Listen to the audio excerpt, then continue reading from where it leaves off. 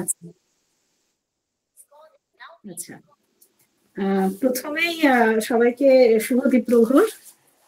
আমি জোনাকি বিশ্বাস, মুগবেলিয়া গঙ্গাধর মহাবিদ্যালয়ের আমি আমাদের এই মানে স্টেপ বাই স্টেপ এগুলো মানে শুরু হবে। আচ্ছা আচ্ছা, ঠিক আছে, আমি একটু ওকে ম্যাম, ওকে শুরুর দিকে। ওকে ওকে ওকে শুরু করছি। সবাইকে নমস্কার, বৈকালিক শুভেচ্ছা জানিয়ে শুরু করছি বৈঠকি তোমায় আমায় মিলের যে আমাদের অভিনব প্রচেষ্টা 2021 সাল থেকে চলে আসছে। 2021 সালের 28শে ফেব্রুয়ারি থেকে আজ তার 124তম পর্ব। এবং এই 124তম পর্বে যারা ইতিমধ্যেই উপস্থিত হয়েছেন, আমাদের সীতারাম মাহাতো মেমোরিয়াল কলেজ, যে কলেজ এটার উদ্যোক্তা, 2021 সালে যে কলেজ এটা উদ্যোগ নিয়েছিল, তার অধ্যক্ষ মহোদয় আছেন, রয়েছেন। বর্তমানে আমি যে কলেজের সঙ্গে যুক্ত হয়েছি, কর্মরত যে কলেজে, সেই কলেজের সম্মাননীয় অধ্যক্ষ মহাশয়ও উপস্থিত আছেন। উপস্থিত আছেন বৈঠকি তোমায় আমায় মিলের অন্যতম অভিভাবক তথা উপদেষ্টা তথা বাঁকুড়া বিশ্ববিদ্যালয়ের শিক্ষা বিভাগের অধ্যাপক ডক্টর উদয়ন মণ্ডল মহোদয়। আপনাদের প্রত্যেকের প্রতি আমার নমস্কার জানিয়ে এবং শ্রদ্ধা জানিয়ে, সেই সঙ্গে আজকের যিনি মুখ্য আলোচক তিনিও উপস্থিত হয়েছেন, সুদূর পূর্ব মেদিনীপুর জেলার মুগবেড়িয়া গঙ্গাধর মহাবিদ্যালয়ের রাষ্ট্রবিজ্ঞান বিভাগের সহযোগী অধ্যাপিকা জোনাকি বিশ্বাস মহোদয়া। ওনাকে অশেষ কৃতজ্ঞতা জানিয়ে আমি বৈঠকি তোমায় আমায় মিলে উদ্যোগের এই 124তম পর্বে স্বাগত জানাচ্ছি। প্রথমেই আমি আহ্বান জানাবো সীতারাম মাহাতো মেমোরিয়াল কলেজের অধ্যক্ষ মহোদয়কে ওনার স্বাগত সম্ভাষণের মধ্যে দিয়ে আজকের এই 124তম পর্বটি শুরু হবে। স্যার। হ্যাঁ, আমাকে শোনা যাচ্ছে তো? আমি এটা সববারই জিজ্ঞেস করে নিই। পরিষ্কার স্যার, পরিষ্কার। আচ্ছা, আজকের মুখ্য আলোচক শ্রীমতী অধ্যাপিকা জোনাকি বিশ্বাস, উদয়ন বাবু এবং সমস্ত শ্রোতাবর্গ, তাদের মধ্যে ছাত্ররাও আছেন, অধ্যাপক অধ্যাপিকারাও আছেন, বা অন্যান্য সুধীজনও আছেন। আজকে আমরা 124তম পর্বে উপনীত হয়েছি। 2021 সালের 28শে ফেব্রুয়ারি আমি কলেজে, সীতারাম মাহাতো মেমোরিয়াল কলেজে প্রিন্সিপাল হিসেবে জয়েন করার 8 দিন পরে যে উদ্যোগটা শুরু হয়েছিল, সেই সময়ে আমাদের কলেজের স্যাক্ট শ্রী উজ্জ্বল মাহাতোর,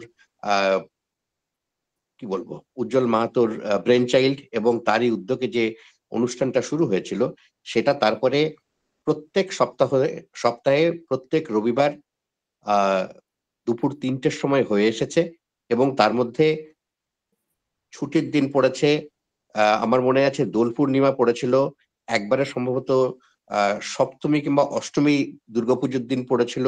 এটা আমার মনে আছে যে এর মধ্যে উজ্জ্বল বাবুর পিতৃবিয়োগ হয়েছিল, তারপরের সপ্তাহেও ওনার পিতৃবিয়োগের 3-4 দিনের মধ্যেই সেই রবিবারটি পড়েছিল। কোনো রবিবার কোনোভাবে বাদ যায়নি। তারপরে 100তম পর্ব হওয়ার পরে এটিকে আমরা পাক্ষিক করি এবং এর মধ্যে অনেকগুলি ব্যাপার ঘটেছে। সেটা হচ্ছে যে আগে তো উজ্জ্বলবাবু আমাদের কলেজেই ছিলেন স্যাক্ট হিসেবে, এবং গত সপ্তাহে উনি জয়েন করেছেন বানেশ্বর সারথীবালা মহাবিদ্যালয় কুচবিহারে অ্যাসিস্ট্যান্ট প্রফেসর হিসেবে। ফলে এখন আর উনি টেকনিক্যালি আমাদের নেই, উনি চলে গেছেন অন্য কলেজে। ফলে আমরা যেটা ঠিক করেছি সেটা হচ্ছে যে এর পরের যে পর্ব, যেটি সম্ভবত 10 তারিখ অনুষ্ঠিত, 14 তারিখ অনুষ্ঠিত হবে, 14ই জানুয়ারি 2024 যেটি অনুষ্ঠিত হবে 125তম পর্ব, সেই পর্ব থেকে এটি দুটি কলেজ, অর্থাৎ সীতারাম মাহাতো মেমোরিয়াল কলেজ এবং বানেশ্বর সারথীবালা মহাবিদ্যালয়, এই দুই কলেজের যৌথ উদ্যোগে এটি অনুষ্ঠিত হবে। তার জন্য যে ফর্মাল যে মানে মৌ, সেটাও আমরা করে ফেলেছি, সেইভাবে হবে। ফলে এই 124তম পর্বটি একটি অত্যন্ত গুরুত্বপূর্ণ পর্ব, যেখানে কেবলমাত্র পুরনো কলেজ অর্থাৎ আমাদের সীতারাম মাহাতো মেমোরিয়াল কলেজের উদ্যোগে এটি অনুষ্ঠিত হচ্ছে। স্যার, আপনাকে একটু ডিস্টার্ব করেই বলছি, ইতিমধ্যেই আমাদের এই কলেজের বানেশ্বর সারথীবালা মহাবিদ্যালয়ের অধ্যক্ষ মহোদয় আপনাকে শুনছেন। আচ্ছা আচ্ছা আচ্ছা আচ্ছা, হ্যাঁ হ্যাঁ, নমস্কার স্যার। নমস্কার, নমস্কার, আমি আছি। নমস্কার। হ্যাঁ, হ্যাঁ। আর আরেকটি ব্যাপার সেটি হচ্ছে যে এর মধ্যে আমাদের পশ্চিমবঙ্গ তো বটেই, শুরু তো হয়েছিল পুরুলিয়া দিয়ে, কিন্তু ন্যাচারালি পুরুলিয়াতে আটকে থাকার কোনো ব্যাপারই নেই। পশ্চিমবঙ্গের বিভিন্ন কলেজ এবং ইউনিভার্সিটির অধ্যাপকেরা, head of the department, professor, associate প্রফেসররা, অন্য বিষয়ের লোকেরা, অধ্যাপনা ছাড়া অন্য পেশার লোকেরা, দেশের বাইরের জায়গা থেকে বিশিষ্ট জনেরা, ভাইস চ্যান্সেলর বেশ কয়েকজন দেশের এবং দেশের বাইরের, এবং মানে শিক্ষার সঙ্গে যুক্ত, শিক্ষা বিষয়ের সঙ্গে যুক্ত বিভিন্ন অধ্যাপকেরা এর সঙ্গে ক্রমশই যোগ দিয়েছেন, এবং যত দিন গেছে এটা আমাদের আরো আরো আরো গুরুত্ব পেয়েছে। এবং আরেকটা ব্যাপার আমি মাঝে মাঝেই বলি, সেটা হচ্ছে যে এখন পর্যন্ত আমি আর কোনো শিক্ষা প্রতিষ্ঠানের এইরকম অনলাইন উদ্যোগের কথা শুনিনি যেটা 124তম পর্ব জুড়ে চলেছে। কোনো ইউনিভার্সিটি নয়, মানে আমাদের দেশ বিদেশের কোনো ইউনিভার্সিটির কোথাও কোনো একটি প্রোগ্রাম 124তম পর্ব জুড়ে চলেছে অনলাইন প্রোগ্রাম, এটা আমি কিন্তু শুনিনি। যাই হোক, আজকে এই 124তম পর্বে আমরা পেয়েছি শ্রীমতী অধ্যাপিকা জোনাকি বিশ্বাস মহোদয়াকে। তিনি মুগবেড়িয়া, পূর্ব মেদিনীপুরের মুগবেড়িয়া গঙ্গাধর মহাবিদ্যালয়ের অ্যাসোসিয়েট প্রফেসর এবং হেড পলিটিক্যাল সায়েন্স ডিপার্টমেন্টের, এবং আজকে তিনি যে বিষয়ে বলবেন সেটি অত্যন্ত ইন্টারেস্টিং এবং গুরুত্বপূর্ণ একটি বিষয়। সেটা হচ্ছে এডুকেশন অ্যান্ড পলিটির সঙ্গে শিক্ষার যে সম্পর্ক, সেইটা নিয়ে উনি আলোচনা করবেন। ওনাকে আমাদের মধ্যে পেয়ে আমরা অত্যন্ত আনন্দিত। আমি আর কথা বাড়াবো না, আমি সবাইকে আরো একবার শুভেচ্ছা এবং অভিনন্দন জানিয়ে আমার কথা শেষ করছি। নমস্কার। অশেষ ধন্যবাদ এবং কৃতজ্ঞতা জানাই স্যারকে। সীতারাম মাহাতো মেমোরিয়াল কলেজের অধ্যক্ষ মহাশয়, উনি ওনার বৈঠকি সম্পর্কিত স্বাগত সম্ভাষণ দিলেন, এবং আমরা এগিয়ে যাব আমাদের মূল পর্বের দিকে, কারণ উনি এগিয়ে যাওয়ার প্রেরণা যোগালেন, এবং আমরা এগিয়ে যাব মূল বিষয়ের দিকেই। এবং সেই মূল বিষয়ে যাওয়ার আগে আমরা জেনে নেব আজকের আলোচক সম্পর্কিত দু চার কথা। খুব বেশি একটা জেনে উঠতে পারিনি ওনাকে, ওনার সাথে আমার আলাপ ফেসবুকের মধ্যে দিয়েই, এবং এটা আরো অসংখ্য মানুষের সাথে ফেসবুক দিয়েই আমার আলাপটা শুরু হয়েছিল। ঠিক একই রকম ভাবে ওনার সাথেও আমার ফেসবুক দিয়ে আলাপ, এবং সেই ফেসবুকের আলাপ থেকে ওটা হোয়াটসঅ্যাপে গড়ায়, এবং হোয়াটসঅ্যাপে ওনাকে প্রপোজালটা দেওয়ার সাথে সাথেই উনি কিন্তু অ্যাকসেপ্ট করেন। শুধু উনি এটুকু অনুরোধ রেখেছিলেন আমাদের কাছে যে কয়েকটা দিন পিছিয়ে, ওনার কলেজে সম্ভবত ন্যাকের একটা ব্যস্ততা ছিল এবং যেটা উনি হ্যান্ডেল করছিলেন, সেই ব্যস্ততা কাটিয়ে উঠে উনি সময় দেওয়ার কথা বলেছিলেন আমাদের। তো সেই সব শেষে উনি আজকে আমাদের সঙ্গে হাজির হয়েছেন, আমাদেরকে সমৃদ্ধ করার উদ্দেশ্যে হাজির হয়েছেন। আমরা আশা করছি ওনার কাছ থেকে প্রত্যেকেই এই এডুকেশন অ্যান্ড পলিটি, এই দুটোর রিলেশন বা কোথায় কিভাবে জড়িয়ে রয়েছে বা কিভাবে এদের সম্পর্ক তৈরি হলো, এই সম্পর্কে একটা পুঙ্খানুপুঙ্খ আলোকপাত উনি করবেন আমাদের প্রত্যেককে। এবং উনি যে শুধুমাত্র এই মুগবেড়িয়া গঙ্গাধর মহাবিদ্যালয়ের সঙ্গে অধ্যাপনার সঙ্গেই নিয়োজিত, মানে যুক্ত বা সংযুক্ত এমনটা নয়, মানে শিক্ষকতার জীবনে উনি বেশ একটা দীর্ঘ 1 দশকেরও বেশি সময় ধরে জড়িয়ে রয়েছেন শিক্ষকতা তথা অধ্যাপনা পেশার সঙ্গে, এবং পাশাপাশি নিরন্তরভাবে গবেষণা করে চলেছেন। ওনার যে মানে সংশ্লিষ্ট বিষয়, ওনার যে ক্ষেত্র, গবেষণার যে বিভিন্ন ক্ষেত্র, সেই গবেষণার ক্ষেত্রগুলো নিয়ে উনি নিরন্তরভাবে গবেষণা করে চলেছেন, এবং সমাজ তথা আগামী প্রজন্মকে তথা বর্তমান প্রজন্মকে উনি আলোকিত করার চেষ্টায় অবিরত প্রয়াস চালিয়ে যাচ্ছেন। এরকম একজন মানুষকে পেয়ে এই বৈঠকি তোমায় আমায় মিলে মানে অত্যন্ত গর্বিত এবং কৃতজ্ঞ। আমরা আবারও অশেষ কৃতজ্ঞতা জানাচ্ছি মাননীয়া জোনাকি বিশ্বাস মহোদয়াকে, যে উনি আমাদের সামনে হাজির হয়েছেন এবং আমাদের এডুকেশন অ্যান্ড পলিটি বিষয়ে আলোকপাত করবেন। মূল আলোচনায় আসার জন্য আমি ম্যাডামকে আহ্বান জানাচ্ছি, প্লিজ। অসংখ্য ধন্যবাদ উজ্জ্বল। সবাইকে শুভ দ্বীপ্রহর জানাই। আর নিজের পরিচয় দিয়েছেন উজ্জ্বল বাবু, তা নতুন করে বলার কিছু নেই। আমি মুগবেরিয়া কলেজে দীর্ঘ 2 দশক ধরে রাষ্ট্রবিজ্ঞান বিভাগে অধ্যাপনা করছি। এটি আমার প্রথম কলেজ। তারপরে এবার হ্যাঁ, উজ্জ্বল বাবুর সাথে আমার ফেসবুকে পরিচয় হয়, উনি আমাকে এই প্রপোজালটা দেন। অসংখ্য ধন্যবাদ উজ্জ্বল বাবুকে। এবং সবচেয়ে আগে আমি আমার কৃতজ্ঞতা জানাই এই বৈঠকের যারা কর্ণধার, প্রত্যেককে কৃতজ্ঞতা জানাচ্ছি আমি সীতারাম মাহাতো মেমোরিয়াম কলেজের সম্মানীয় অধ্যক্ষ ডক্টর দেবপম রাহা মহাশয়কে ধন্যবাদ জানাচ্ছি এই বৈঠকের, যিনি কনভেনার শ্রীমান উজ্জ্বল মাহাতো এবং যুগ্ম কনভেনার শ্রী করিম আনসারি মহাশয়কে। আর তাছাড়াও আজকের বৈঠকিতে যারা যারা অংশগ্রহণ করেছেন, যে সকল ডিগনিটারিজরা, তাদেরকে আমি আমার সম্মান জানাই। এবং অবশ্যই আমাদের সাথে আমাদের প্রিয় ছাত্রছাত্রীরা আছে, তাদেরকে আন্তরিক আমি কৃতজ্ঞতা জানাচ্ছি যে আপনারা সবাই উপস্থিত হয়েছেন। এবার আমার যে বিষয়টা বলার সেটা হচ্ছে যে এডুকেশন অ্যান্ড পলিটি, শিক্ষা এবং রাজনীতি। তা শিক্ষা এবং রাজনীতি নিয়ে বলতে গেলে এমনি আমরা যদি ডিসিপ্লিন হিসাবে দেখি, তাহলে শিক্ষা এবং রাজনীতি সম্পূর্ণ দুটো আলাদা ডিসিপ্লিন। শিক্ষা, আপনারা এডুকেশন ডিপার্টমেন্টের যারা আছেন তারা জানেন, এডুকেশন একটা আলাদা ডিসিপ্লিন, পলিটিক্যাল সায়েন্স একটা আলাদা ডিসিপ্লিন। তা এখন এই দুটো স্বতন্ত্র দুটো ডিসিপ্লিনকে আমরা মেলাবো, বিষয়টা এটাই।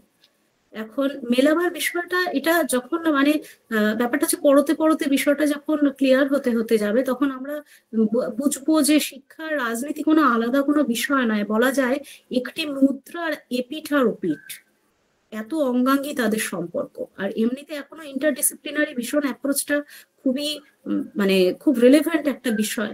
তা সেই অর্থে এটা একটা বিষয়টা সেই রকমই, যেখানে একটা শিক্ষা এবং রাজনীতির মধ্যে একটা আন্তঃসম্পর্ক খোঁজার চেষ্টা, বা আন্তঃসম্পর্ক খুঁজছি বা কেন আন্তঃসম্পর্ক আছে সেটা আমরা জানি। এবার সেইটা আমাদেরকে কেন, আমরা দুটোকে কিভাবে মেলাবো, এটাই হলো মূল বক্তব্য।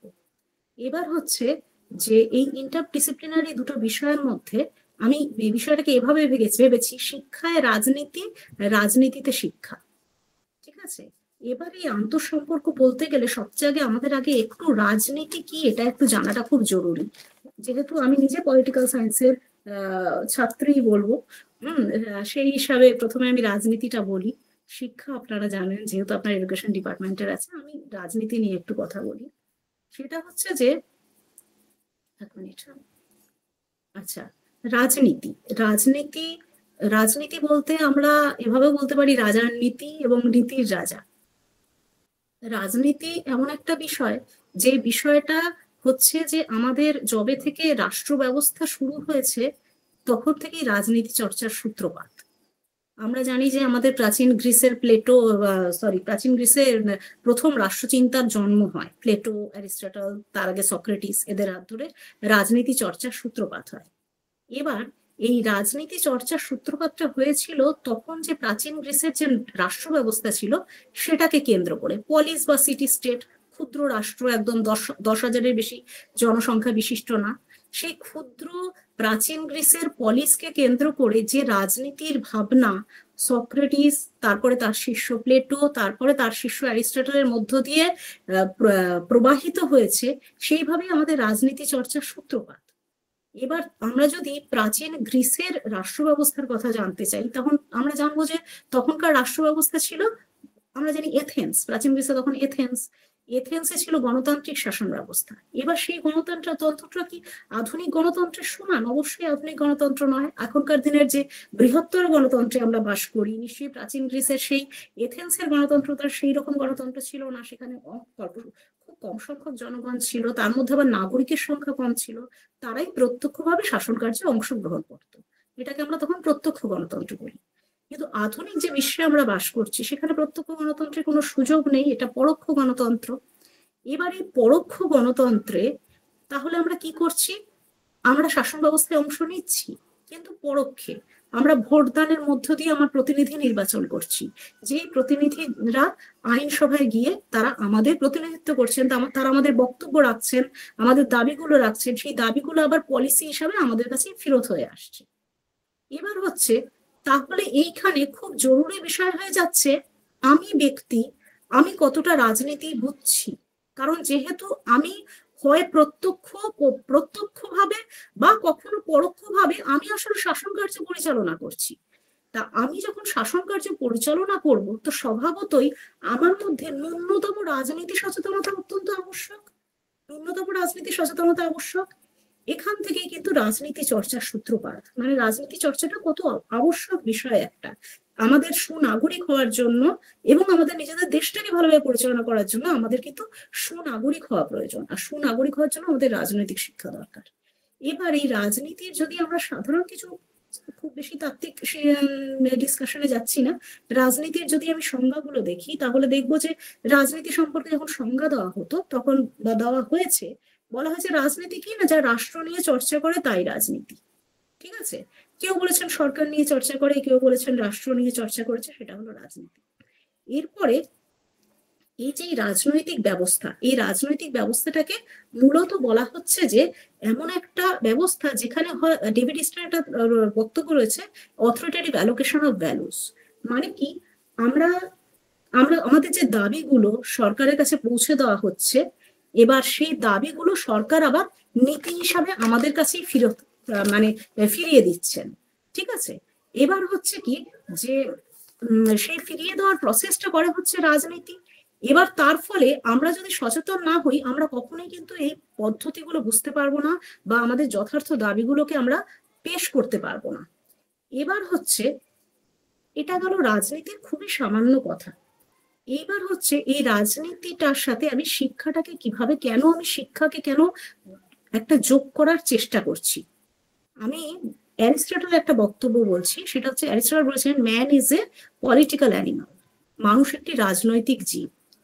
আমি একটি ব্যক্তি, আমার সকাল থেকে রাত অবধি আমি যেভাবে জীবন যাপন করি বা আমার দিন যেভাবে যায়, তাতে আমি বিভিন্ন ভূমিকা পালন করে থাকি।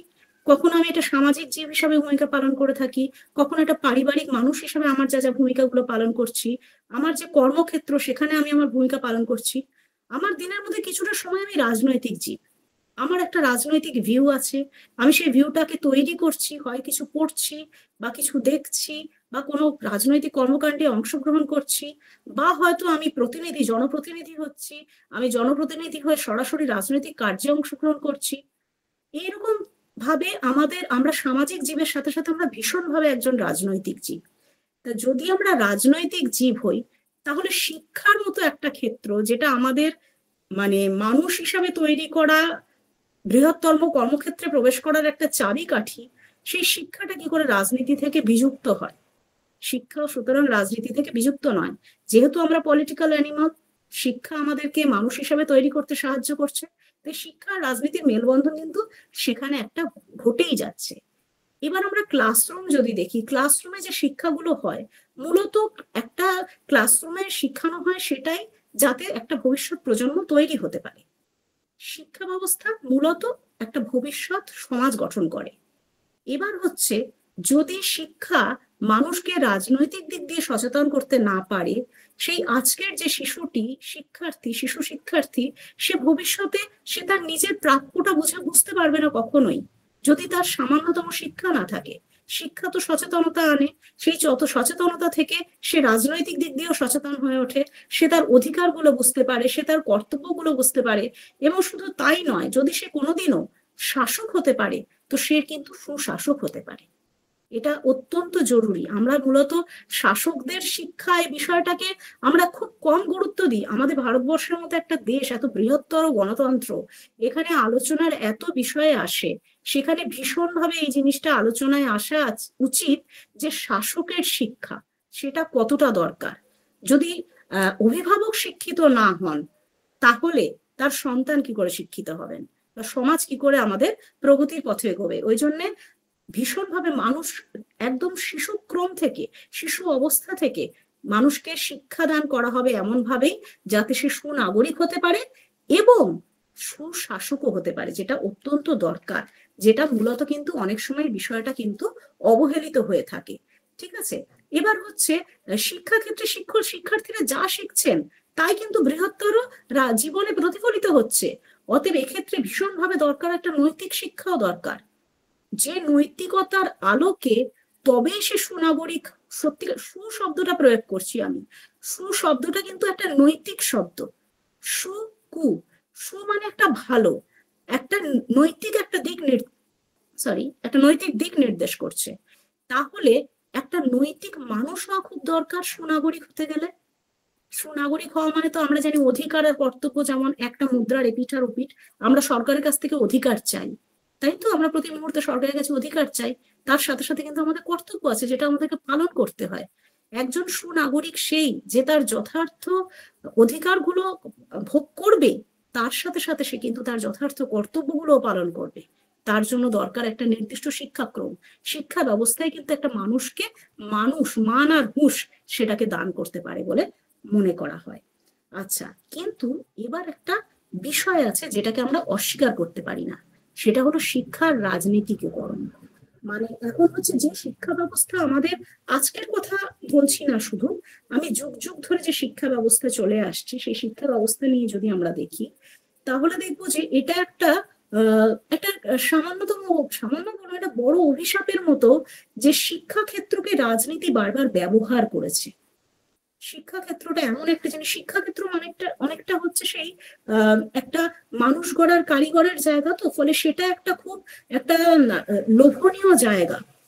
পলিটিশিয়ানদের কাছে সেটা খুব একটা লোভনীয় জায়গা, যে শিক্ষা ব্যবস্থাটাকে যদি প্রভাবিত করা যায়, তাহলে কিন্তু ভবিষ্যৎ প্রজন্মকে প্রভাবিত করা যাবে, বর্তমান প্রজন্মকেও প্রভাবিত করা যাবে। তাই আমরা দেখতে পারি যে শিক্ষায় রাজনীতিকরণ কেন একটা চলমান প্রক্রিয়া। মানে এটা শুধু আজকের বিষয় না, এটা কিন্তু দীর্ঘকাল ধরেই কিন্তু চলে আসছে। যেটা আশা করা হয় যে শিক্ষা ব্যবস্থা কি একটা আদর্শ শিক্ষা ব্যবস্থা হবে, আদর্শ নৈতিক মান সম্বলিত একটা শিক্ষার্থী গঠন করবে, সেইখানে কিন্তু আমরা শিক্ষায় দেখতে পাই সবসময় শাসকরা একটু, রাষ্ট্রনায়করা তাদের প্রয়োজনে শিক্ষা ব্যবস্থাটাকে ব্যবহার করতে চেয়েছেন। আমরা একটু প্রাচীন যুগের কথা যদি দেখি, প্রাচীন যুগে আমরা বৈদিক শিক্ষা দেখেছি, সেখানেও কিন্তু বর্ণাশ্রম ভিত্তিক ছিল। শিক্ষা ব্যবস্থা কিন্তু সবার জন্য উন্মুক্ত ছিল না, ঠিক আছে? এটা একটা ঐতিহাসিক সত্য, ঠিক আছে? দেখা যাচ্ছে যে প্রাচীন যুগে যে বৈদিক ব্রাহ্মণ্যবাদী শিক্ষা, সেটা বর্ণাশ্রমকে প্রাধান্য দিয়েছিল। আবার আমরা একটু উন্নত প্রগতিশীল চিন্তা আমরা দেখতে পাচ্ছি, বৌদ্ধ বিহারগুলো সেখানে উন্মুক্ত ছিল জনগণের জন্য, সেখানে বর্ণাশ্রম প্রথা ছিল না সেখানে একটা। আবার আমরা যখন মধ্যযুগে আসছি, সেখানেও আমরা দেখছি একটু ধর্মাশ্রয়ী একটু শিক্ষা ব্যবস্থা, মাদ্রাসা, মক্তব, এই জাতীয় শিক্ষা, যেখানে শিক্ষা দেওয়া হচ্ছে আরবি, ফার্সি এসব ভাষায় শিক্ষা দেওয়া হচ্ছে, এবং একটু ধর্মান্ধ শিক্ষা। পরবর্তীকালে আমরা যখন আধুনিক যুগে এলাম, আধুনিক যুগে আমাদের ভারতবর্ষ যখন ইস্ট ইন্ডিয়া কোম্পানির শাসনাধীন হলো, তখন আমরা দেখতে পাচ্ছি যে একটা দিক ছিল হচ্ছে ধর্ম প্রচারণা, খ্রিস্ট ধর্ম প্রচারণা, তার জন্য একটু ইংরেজি ভাষার সাথে পরিচিত করানো। তার পরবর্তীকালে ইংরেজি ভাষায় জানা একটা রাজনৈতিক ইংরেজি ভাষা জানা কিছু রাষ্ট্র কর্মচারী তৈরি করার জন্য কিন্তু ইংরেজি ভাষা কেন্দ্রিক শিক্ষা ব্যবস্থা প্রবর্তন হয়।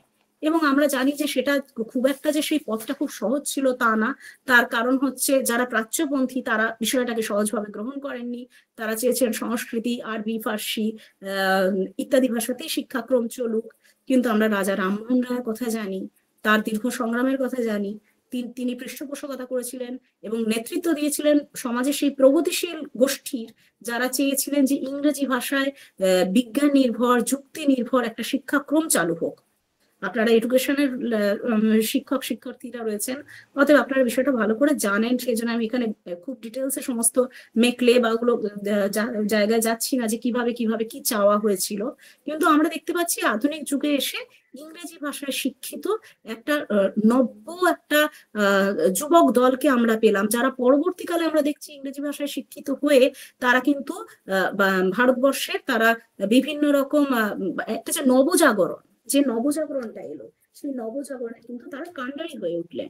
এবং আমরা ভারতবর্ষকে দেখলাম যে তারা জ্ঞান বিজ্ঞান চর্চা বলুন কি, এবং শুধু তাই নয়, যেখানে ব্রিটিশরা চেয়েছিল সুশিক্ষিত রাজকর্মচারী তৈরি করতে, দেখা গেল যে সুশিক্ষিত রাজকর্মচারীরা পশ্চিমা জাতীয়তাবাদকে ভারতবর্ষে আমদানি করলেন। তারা জাতীয়তাবাদকে ভারতবর্ষে আমদানিতে করার ফলে কি হলো, যে ভারতবর্ষে আমরা দেখতে পাচ্ছি আমরা একটা ব্রিটিশ বিরোধী জাতীয়তাবাদী সংগ্রাম দেখতে পেলাম, এবং সেই সংগ্রামে অংশগ্রহণ করলো সমস্ত যারা এই আলোকপ্রাপ্ত শিক্ষিত নব্য তরুণ দল, তারাই কিন্তু এখানে নেতৃত্ব গ্রহণ করলেন এই জাতীয়তাবাদী আন্দোলনের। এবং সেই জাতীয়তাবাদী আন্দোলনে কিন্তু পড়তে পড়তে তার কখনো সে নরম পন্থার পথ ধরেছে, কখনো সে চরম পন্থার পথ ধরে পরবর্তীকালে আমরা দেখতে পাচ্ছি কিন্তু 1947 সালের 15ই আগস্ট ভারতবর্ষ স্বাধীন হচ্ছে। তার মানে এই যে ইংরেজি ভাষা একটা শিক্ষা হলো, সেই ইংরেজি ভাষা শিক্ষা তার মনের মধ্যে সেই জ্ঞানের আলো জাগিয়ে দিল, বা যে মানে বলা যেতে পারে যে জানলা দরজা খুলে দিল। সমস্ত ভারতবর্ষ যে একটা বদ্ধ ভূখণ্ডকতা, মধ্যযুগীয় যে একটা আবহ তৈরি হয়েছিল, সেটা ভেঙে যেন একটা জানলা দিয়ে একটা টাটকা বাতাসের পরশ এলো। এবং তার ফলে কিন্তু ভারতবাসী কিন্তু পশ্চিমা যে বিপ্লবী ভাবধারাগুলো, সেগুলোর সাথে তারা নতুন করে পরিচিত হতে শুরু করলো, এবং হয়ে তারা ভাবতে শুরু করলো যে ভারতবর্ষ কেন পরাধীন থাকবে তাহলে। যে ব্রিটিশরা নিজেদের দেশে যুক্তিবাদের কথা বলে, আইনের অনুশাসনের কথা বলে, তারা ভারতবর্ষকে দীর্ঘদিন ধরে পদদলিত করে রেখেছে কেন? এই প্রশ্নটা তাদের মনে জাগলো। অতএব এই শিক্ষাটা, এই যে এই যুক্তিবাদী শিক্ষা, বিজ্ঞান নির্ভর শিক্ষা, তার মনে যে আলো জ্বাললো, সেই আলোটা তার মধ্যে রাজনীতি সচেতনতা এনে দিল। সেই রাজনীতি সচেতনতা থেকে সে একটা সময় ভারতবর্ষের স্বাধীনতা দাবি করলো, আন্দোলনে নামলো, এবং তারপরে পরবর্তীকালে ভারতবর্ষ কিন্তু স্বাধীন হলো। তার মানে শিক্ষার সাথে রাজনীতির এর থেকে বড় উদাহরণ কি আছে? যে শিক্ষা আমাদের রাজনীতি সচেতন করে, এবং সেই রাজনীতি সচেতনতা থেকে আমরা মানসিকভাবে স্বাধীন হতে পারি, আমাদের ব্যক্তিগত জীবনে আমরা স্বাধীন হতে পারি, আমরা আমাদের অধিকারগুলোকে প্রতিষ্ঠা করতে পারি। আচ্ছা, এবার হচ্ছে যদি আমরা দেখি যে ভারতবর্ষে যে শিক্ষা ব্যবস্থা, তার একটা নির্দিষ্ট শিক্ষা ক্রম ভারতবর্ষ স্বাধীনতার পর থেকে আমরা দেখেছি যে ভারতীয় সংবিধানে, মানে যখন ভারতবর্ষ স্বাধীন হয়ে গেল, তারপরে তো ভারত স্বাধীন হলো, ভারত স্বাধীন হওয়ার পর যে শিক্ষা ব্যবস্থাটা গ্রহণ করলো, সংবিধানে যে ধরনের তথ্য সেখানে হলো, সেখানে বলা হচ্ছে যে একটা ধর্ম নিরপেক্ষ এবং বিজ্ঞান নির্ভর শিক্ষা ব্যবস্থা। মূল এসেন্সটাই হলো এডুকেশন সিস্টেমের হলো ধর্ম নিরপেক্ষ, বিজ্ঞান নির্ভর, যুক্তি নির্ভর একটা শিক্ষা ব্যবস্থা ভারতবর্ষে গ্রহণ করা হবে। এবং তারপরে আমরা দেখতে পাচ্ছি যে এই যে ব্যবস্থাটা, এগুলো তো সব তো, এবং তারপরে আপনারা সবাই ভালো করে জানেনই না, এখন যে এডুকেশন পলিসি হচ্ছে, তার আগে 1948 সালে হয়েছে রাধাকৃষ্ণন, তার সভাপতিত্বে আমরা বিশ্ববিদ্যালয় শিক্ষা কমিশন গঠন হতে দেখেছি। তারপরে 1968 সালে ডিএস কোঠারি, তিনি সেই কমিশন জাতীয় শিক্ষানীতি পরিচালনার দিকে অগ্রসরিত হয়েছিল। 2000 সালে সর্বশিক্ষা অভিযান হয়েছে, 2009 সালে শিক্ষার অধিকার আইন প্রতিষ্ঠা হয়েছে, 2020 সালে ন্যাশনাল এডুকেশন পলিসি, যেটা এখন বহুল আলোচিত একটি বিষয়, সেটা হয়েছে। এখন কথা হচ্ছে, তার মানে যুগ যুগ ধরে একটা জিনিস ভীষণই ক্লিয়ার, সেটা হচ্ছে যুগ যুগ ধরে যারাই ক্ষমতায় এসেছেন তারা কিন্তু শিক্ষা ব্যবস্থা নিয়ে মাথা ঘামিয়েছেন। সেই ওই বৈদিক যুগ থেকে শুরু করে আমি এখনকার যুগ অব্দি বলছি, সবসময় শাসকরা যারা এসেছেন, ক্ষমতায় যারা এসেছেন, তারা কিন্তু শিক্ষাক্রম নিয়ে ভাবনা ভেবেছেন, ভীষণভাবে শিক্ষাক্রম নিয়ে ভাবনা ভেবেছেন। কারণ শিক্ষাক্রম নিয়ে যদি ভাবনা ভাবা যায়, তাহলে কিন্তু শাসকের মতাদর্শকে শিক্ষার্থীর মধ্যে প্রথিত করে দেওয়া যায়। এটা খুব জরুরি জিনিস, শাসকের মধ্যে শিক্ষার্থীর যে চিন্তা ভাবনা, সেটাকে প্রথিত করে দেওয়া যায়। ঠিক আছে, এবার এর ভালো দিক আছে, খারাপ দিক আছে। অর্থাৎ ব্যাপার হচ্ছে যে আলোটা, যে আগুনটা জ্বলছে, সেটা ঘর পুড়িয়েও ফেলতে পারে, সেটা ঘরে প্রদীপ হয়েও আলো দিতে পারে। এবার পুরোটাই নির্ভর করে শাসকের দৃষ্টিভঙ্গি, মানসিকতার উপর। তা এবার হচ্ছে যে শিক্ষা, যখন কোনো শাসক শিক্ষাকে তিনি প্রভাবিত করছেন, তখন অনেক সময় আমরা দেখতে পারি সত্যের বিনির্মাণ ঘটে, ইতিহাসের কি বলবো, ইতিহাসকে পরিবর্তনেরও চেষ্টা চলে। প্রত্যেকটা শাসক এই চেষ্টা, প্রতিটা বলবো না, ব্যতিক্রম নিশ্চয়ই থাকবেন, কিন্তু শাসকের একটা মানে প্রবণতা থাকে নিজের রঙে শিক্ষা ব্যবস্থাটাকে রাঙিয়ে নেওয়ার। আমরা লক্ষ্য করে দেখেছি, যখনই যে শাসক আসেন, তারা কিন্তু নিজেদের মতো করে শিক্ষানীতি প্রবর্তন করার চেষ্টা করেন। ঠিক আছে, তাদের দলীয় মতাদর্শের প্রতিফলন ঘটে থাকে শিক্ষা ব্যবস্থায়। এবার হচ্ছে আমরা ফলে অনেক সময় আমরা ইতিহাস রচিত হতে দেখতে পারি শাসকের অঙ্গুলি হেলনে। আমি একটা জিনিস আমাদের সাবজেক্টে রয়েছে, সেটা হচ্ছে যে ভারতীয় জাতীয়তাবাদের ইন্টারপ্রিটেশন। আমরা যে ইন্ডিয়ান, এই যে আমি ভারতবর্ষের স্বাধীনতা সংগ্রামের কথা বললাম, সেই ভারতীয় স্বাধীনতা সংগ্রাম, সেটা নিয়ে একটা ঐতিহাসিকরা বিভিন্নভাবে ভারতীয় জাতীয়তাবাদী যে সংগ্রামটা, তার ব্যাখ্যা করেছেন। যে দৃষ্টিতে দেখেছেন সেই দৃষ্টিতে ব্যাখ্যা করেছেন। আজকে আমি যদি আমার চশমার রংটা স্বচ্ছ, আমি সবকিছু স্বচ্ছ দেখছি। এই চশমার গ্লাসের কালার যদি লাল হয়, আমি লাল দেখবো চারপাশ। এই গ্লাসের কালার নীল যদি হয়, আমি নীল দেখবো চারপাশ। অতএব আমার এই গ্লাসের কালারটা খুব ইম্পর্টেন্ট। তা এইটাই হয়ে যাচ্ছে বিষয়, যে আমরা যদি ইতিহাস চর্চার দিকে দেখাই, তো সত্যনিষ্ঠ ফ্যাক্ট নির্ভর যে ইতিহাস চর্চা, সেটাও কিন্তু যুগে যুগে সমালোচনার মুখে পড়েছে, প্রশ্নচিহ্নের মুখে পড়েছে, যে ইতিহাস চর্চাও কিন্তু অনেক সময় শাসক প্রভাবিত করেছেন ইতিহাস চর্চাকে। এবং অনেক কিছু নিয়ে বিতর্ক আছে, সেই বিতর্কে যেতে চাইছি না। আমরা দেখি যে শিক্ষার রাজনীতিকীকরণ যখন খুব প্রবল ভাবে হয়, এবং তখন, এবং এটা কিন্তু আরেকটা জিনিস বলার, ব্যতিক্রম সর্বত্রই আছে, অনেকে সেই প্রতিস্পর্ধাও দেখিয়েছেন, যে শাসকের বিরুদ্ধে গিয়ে কিন্তু একটা একটা নিরপেক্ষ ইতিহাস রচনার, কিন্তু তারা কিন্তু আমরা দেখেছি কর্নার্ড হয়েছেন, তারা অনেক প্রান্তিকে পরিণত হন সেই সব ঐতিহাসিকরা যারা একটু সত্যনিষ্ঠ ইতিহাস চর্চা করে থাকেন।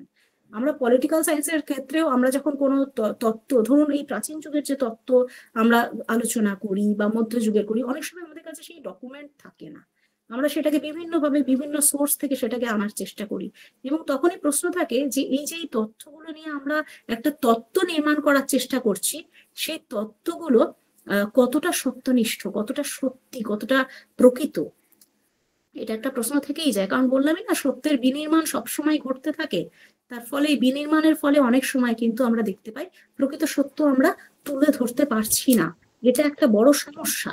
হ্যাঁ, এবার এই শিক্ষার রাজনীতিকীকরণটা বলতে গেলে অবশ্যই আমরা দেখবো যে বিভিন্ন সময় আমরা দেখতে পাই যে শিক্ষার তো একটা নির্দিষ্ট ব্যবস্থা আছে, শিক্ষা ব্যবস্থা চালান যে যারা, তারাও প্রভাবিত হন রাজনীতি দ্বারা।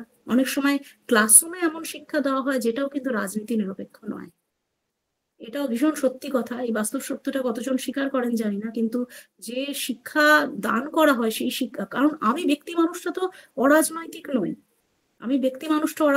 নই, তা ফলে আমি যখন শিক্ষাদান করছি সেখানেও কিন্তু আমার রাজনৈতিক মতাদর্শের প্রতিফলন করছে। মানে আমি শুধু শাসকের কথা বলছি না, যে শুধু শাসকের চিন্তা ভাবনার প্রকাশ ঘটছে শিক্ষাক্রমে, তা না, যিনি শিক্ষা দান করছেন তার রাজনৈতিক মতাদর্শেরও কিন্তু সূক্ষ্ম ছোঁয়া থেকে যায় ক্লাসরুমে, এটা অস্বীকার করার কোনো জায়গা নেই কিন্তু। ঠিক আছে, এবার অথচ আমাদের প্রত্যেকেরই, কি শিক্ষক এবং কি শাসক, প্রত্যেকেরই জানা দরকার যে শিক্ষার মতো একটা বিষয় যেটা আমাদের মৌলিক চাহিদার অন্তর্গত, যেমন আমাদের অন্ন বস্ত্র বাসস্থান অত্যন্ত জরুরি, সেরকম শিক্ষা অত্যন্ত জরুরি। শিক্ষা ছাড়া আমার মেধা বিকশিত হবে না, শিক্ষা যদি না থাকে তো আমি কোনো কর্মক্ষেত্রেই আমি সফল হতে পারবো না, আমি রাজনীতিক হতে গেলেও সফল হতে পারবো না, আমি যদি কোনো অধ্যাপনার জগতেও আসি, শিক্ষা ছাড়া সম্ভব নয়। আমরা যে পেশায় গ্রহণ না করি, ন্যূনতম শিক্ষা দরকার একটা জাতি গড়ে তুলতে, একটা প্রকৃত জাতি গড়ে তুলতে অবশ্যই শিক্ষার কিন্তু খুবই দরকার আছে। ঠিক আছে, এবার যে মানুষ যখন সফল হওয়ার জন্য শিক্ষা গ্রহণ করছে, তখন সেই শিক্ষাটা হওয়া উচিত তাহলে সেই রকমই, যেটা যেমন আমাকে দক্ষতা প্রদান করবে, আমাকে মানুষ হিসাবেও অনেক অনেক উন্নত করবে। একজন আজকে যদি আমরা দেখি যে একটা টাইপরাইটার মেশিন, একটু আগেকার দিনে উদাহরণ দিচ্ছি, এখনকার ছাত্রছাত্রীরা হয়তো টাইপরাইটার মেশিনের সাথে পরিচিত নয়, বহুদিন আগে এই উদাহরণটা আমাকে একজন দিয়েছিলেন, আমার খুব ভালো লেগেছে উদাহরণটা, সেটাই আমি আবার দিচ্ছি। যে অনেক সময় দেখা যায় যে কোনো শাসক আমার পছন্দ নয়, বা কোনো শাসক না, কোনো কর্ম আমার পছন্দ নয়, হয়তো কোনো একটা পলিসি আমার পছন্দ নয়। তো তখন তিনি আমার একজন শিক্ষক ছিলেন, তিনি আমাকে উদাহরণ দিয়ে বলেছিলেন যে একটা টাইপরাইটারে একটা মানে যখন কাগজগুলো টাইপ হয়ে বেরিয়ে আসছে, দেখা যাচ্ছে নির্দিষ্ট জায়গায় একটা কালির দাগ পড়ে যাচ্ছে, তো তুমি কটা কাগজ ছিঁড়বে, তো তোমাকে কি করতে হবে, টাইপরাইটার মেশিনটাকে বদলে ফেলতে হবে। সেইটাই হলো ব্যাপার। মানে আমাদের আজকে আমরা জানি যে গভর্নমেন্টের উপর আমরা তো বিভিন্ন ভাবে নির্ভরশীল, সেটা আমরা জীবনে যাই করি না কেন, আমাদের সমস্ত কিছুই কিন্তু সরকারি কর্মপদ্ধতির মধ্য দিয়ে কিন্তু আমাদের সমস্ত দাবি বা চাহিদাগুলো পূর্ণ হয়। এবার সেই দাবি বা চাহিদা পূরণের ক্ষেত্রে আমরা কার মুখাপেক্ষী, শাসকের মুখাপেক্ষী। তাহলে ওই টাইপরাইটার মেশিনটাই হলো আসল, যেটা কিন্তু সঠিক হতে হবে। তা শাসককে যদি মানে আজ ব্যক্তি হিসাবে আমার পরিপূর্ণতা নির্ভর করছে শাসকের কর্মপদ্ধতির উপর, আমার জীবন নির্ভর করছে শাসকের কর্মপদ্ধতি, তার নীতির উপর। তা শাসকের নীতি যদি ঠিক করতে হয়, তাহলে একটা শিক্ষাক্রম শাসকের জন্য রাখা হোক। যেমন একটা শিক্ষা ব্যবস্থা আমাদেরকে সুনাগরিক করছে, সেরকম শিক্ষা ব্যবস্থা থাকুক যেখানে শাসক সুশাসক হতে পারে। আমাদের শিক্ষা ব্যবস্থায় সেটা দরকার।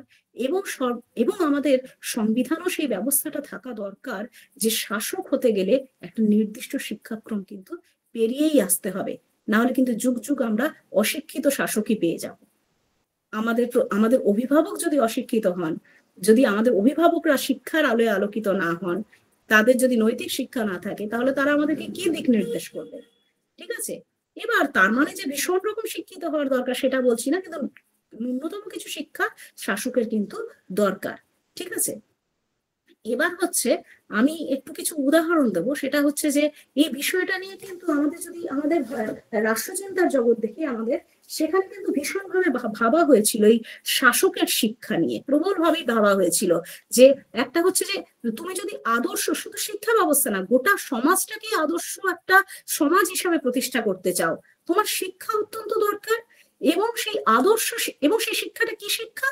আদর্শ শিক্ষা ব্যবস্থা। তাই একটা আদর্শ শিক্ষা ব্যবস্থা করার জন্য একটা আদর্শ ব্যবস্থা দরকার। শিক্ষা তো সমাজ থেকে বিচ্ছিন্ন কিছু নয়।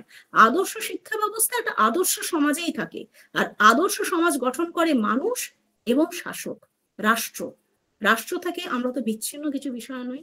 রাষ্ট্রই তো আমাদের সমস্ত, সকাল থেকে রাত অব্দি সবকিছুই তো আমাদের নিয়ন্ত্রণ করছে রাষ্ট্র। ঠিক আছে। এই ন্যাশনাল এডুকেশন পলিসি কে তৈরি করেছে? কারা তৈরি করেছে? তাই না? যে শিক্ষা ব্যবস্থাগুলো, শিক্ষা পরিকল্পনাগুলো কারা তৈরি করেন? তা অতএব বুঝতেই পারা যাচ্ছে যে শাসকের শিক্ষাটা অত্যন্ত দরকার। তা এবার আমি কিছু উদাহরণ দিচ্ছি। যেমন আমরা যদি প্রাচীন ভারতের কথা দেখি, সেখানে আমরা দেখব যে মন্ত্রীদেরকে নবরত্ন বলা হতো, আপনারা জানেন নবরত্ন। এবার হচ্ছে যে মন্ত্রী, তাদেরকে কিন্তু যেভাবে আমরা এখনকার যুগে মন্ত্রী দেখে অভ্যস্ত, আমরা যদি ভারতবর্ষের দিকে তাকাই, আমি কোনো বিশেষ দল, বিশেষ রাজ্য কিছুই বলছি না, কেন্দ্রও বলছি না, রাজ্যও বলছি না, কিছুই বলছি না। আমি বলছি যে যে ধরনের মন্ত্রী দেখে আমরা অভ্যস্ত, আমরা যদি একটু প্রাচীন ভারতীয় রাষ্ট্রচিন্তায় আমরা তাত্ত্বিকের নাম জানি কৌটিল্য। তার যদি চিন্তা ভাবনা একজন মন্ত্রী কেমন হবেন বা শাসক কেমন হবেন যদি দেখি, তাহলে আমরা দেখব, আমরা দুজনের উদাহরণ এক্ষেত্রে আমি তুলছি, যেহেতু আমি অবশ্যই আমার ফোকাসটা একটু নৈতিক শিক্ষার দিকে রয়েছে। এবার সেক্ষেত্রে আমি প্লেটো, পাশ্চাত্যের রাষ্ট্রচিন্তার ক্ষেত্রে প্লেটোর উদাহরণ দেব, আর প্রাচীন ভারতের রাষ্ট্রচিন্তার ক্ষেত্রে কৌটিল্যের উদাহরণ দেবো। কারণ এরা দুজন এত অনুপুঙ্খ বিশ্লেষণ করেছেন যে একজন শাসক এবং শাসকের কি শিক্ষা ব্যবস্থা থাকা দরকার। আমি প্রথমে শুরু করছি কৌটিল্য দিয়ে। কৌটিল্য যে রাষ্ট্র নায়কের কথা কল্পনা করেছেন, তার নাম দিয়েছিলেন ফিলোসফার কিং, দার্শনিক রাজা। অথবা আপনারা বুঝতেই পারছেন, দার্শনিক মানে দর্শন, দর্শন একটা ডিসিপ্লিন আমরা জানি। তার মানে রাজনীতি plus philosophy, politics plus philosophy, এইটা একটা চিন্তা ভাবনা ছিল প্লেটোর। দার্শনিক মানে কি? তিনি বলছেন যিনি সত্যপ্রজ্ঞ, যিনি সত্যনিষ্ঠার পথে চলেন, যিনি জ্ঞানের আলোয় আলোকিত, সেই মানুষের শাসক হওয়ার উপযুক্ত, যার মধ্যে জ্ঞানের আলো আছে। সেই জ্ঞানোদীপ্ত আলোকপ্রাপ্ত শাসককে কিন্তু তিনি চেয়েছিলেন শাসক হিসাবে, যাকে উনি ফিলোসফার কিং বলছেন।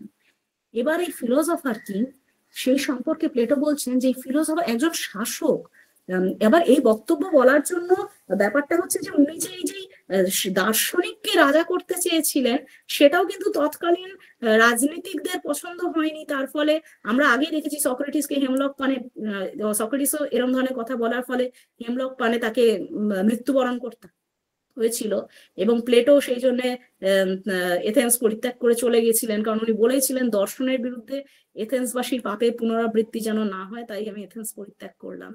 তা সেটাও শিক্ষা ব্যবস্থার উপরই একটা রাজনীতির আক্রমণ, কিন্তু শিক্ষার উপরই রাজনীতির আক্রমণ হয়েছিল, কারণ প্লেটো চেয়েছিলেন দার্শনিক রাজা, যেটাকে তৎকালীন শাসক ভেবেছিলেন বোধহয় দার্শনিকরা রাজা হতে চাইছেন। বিষয়টা তা নয়। প্লেটো চেয়েছিলেন যে রাজার মধ্যে সেই দার্শনিক প্রজ্ঞা আসুক। তার মূল বক্তব্য ছিল সেটাই, যে শাসকের মধ্যে প্রজ্ঞা আসুক। ঠিক আছে। তা উনি বলছিলেন যে একটা নির্দিষ্ট শিক্ষাক্রম পেরোনোর পরেই একজন শাসক হবেন, যেটা আজকে ভারতবর্ষের বুকে দাঁড়িয়ে আপনারা ভাবতেও পারবেন না যে শাসক হওয়ার জন্য এতটা শিক্ষিত হয়ে এসে তবে শাসক হতে হবে। সেটা হাস্যকর বিষয় হয়ে যাবে হয়তো এখন শুনলে। কিন্তু প্লেটো কি বলছেন আমি বলছি, বলছেন যে শৈশব থেকে 20 বছর বয়স অব্দি সুকুমার বৃত্তিবর্ধক, জ্ঞান ও সাহস সঞ্চারক, নৈতিক ও শারীরিক শক্তিবর্ধক শিক্ষা দেওয়া হবে।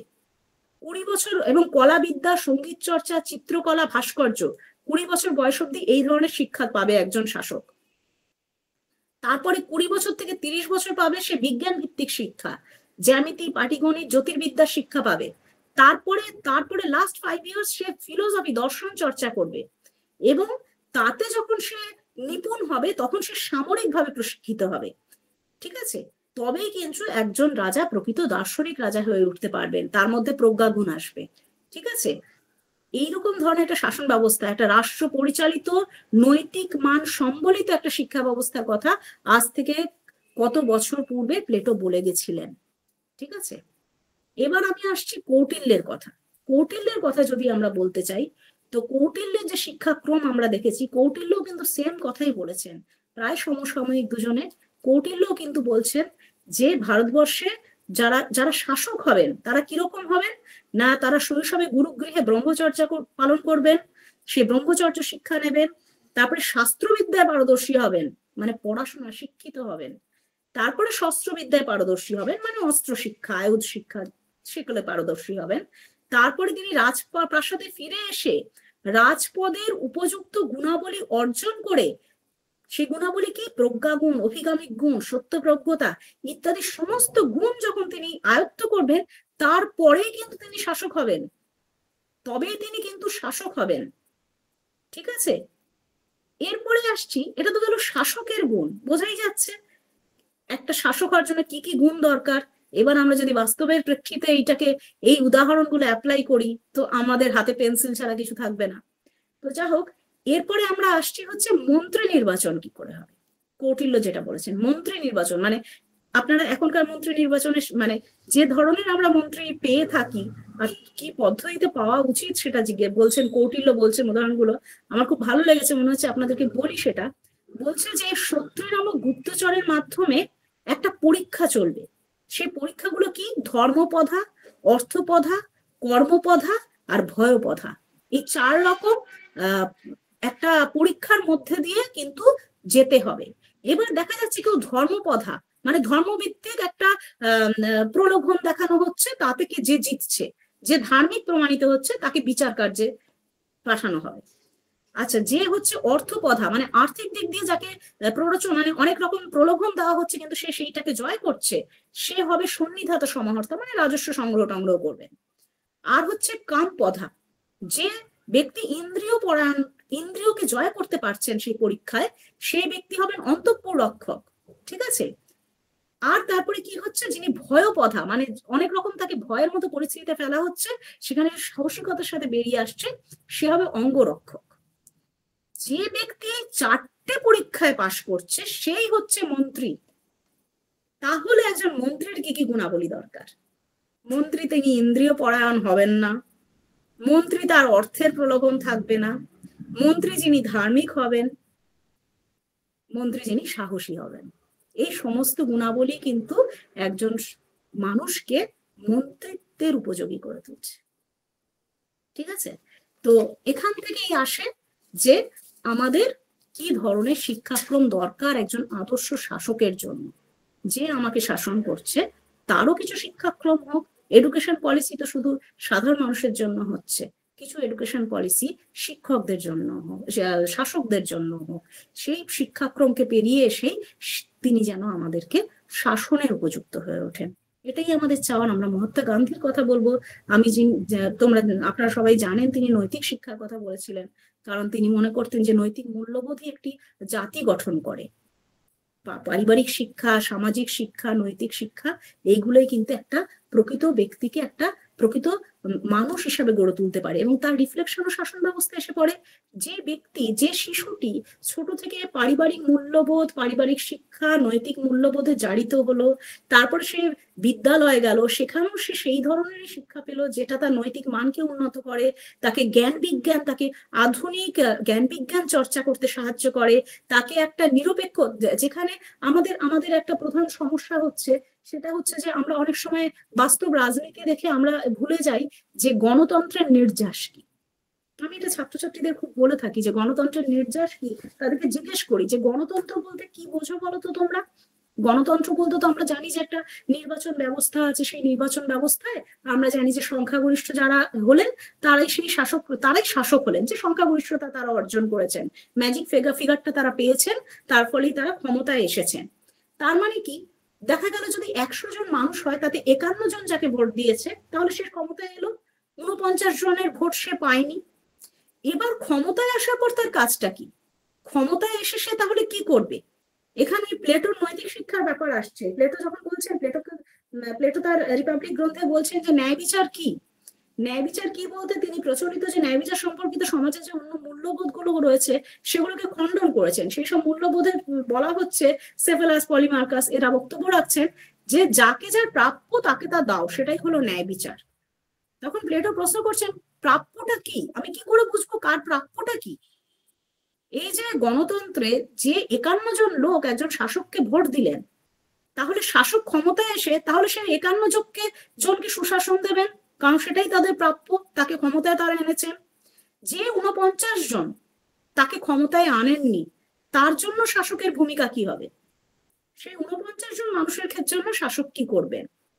বস্তুত গণতন্ত্র সেখানেই যেখানে 51 জনের ভোটে যে ক্ষমতায় আসেন তিনি 49 জনের স্বার্থ রক্ষায় কাজ করেন।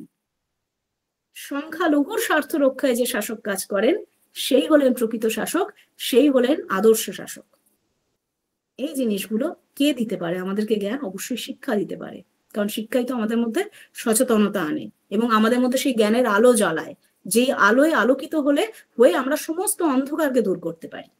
ঠিক আছে, এই হলো মূল আমার পড়ার বিষয়, পড়ানোর বক্তব্যের বিষয়, যে অবশ্যই যে আমরা একটা যে শিক্ষা এবং রাজনীতির মধ্যে তুলনা যদি করতে চাই, তো আমাদের সবচেয়ে আগে যেটাকে আনতে হবে, রাজনীতিতে শিক্ষা আনতে হবে, অত্যন্ত আবশ্যক। রাজনীতিতে যদি আমরা শিক্ষাকে আনতে পারি, প্রকৃত শিক্ষা, এবার শিক্ষারও রয়েছে প্রকৃত শিক্ষা, আদর্শ শিক্ষা যদি আনতে পারি, তাহলে আমরা একটা গুড স্টেটসম্যান পাবো, আদর্শ ভালো একজন শাসক পাবো।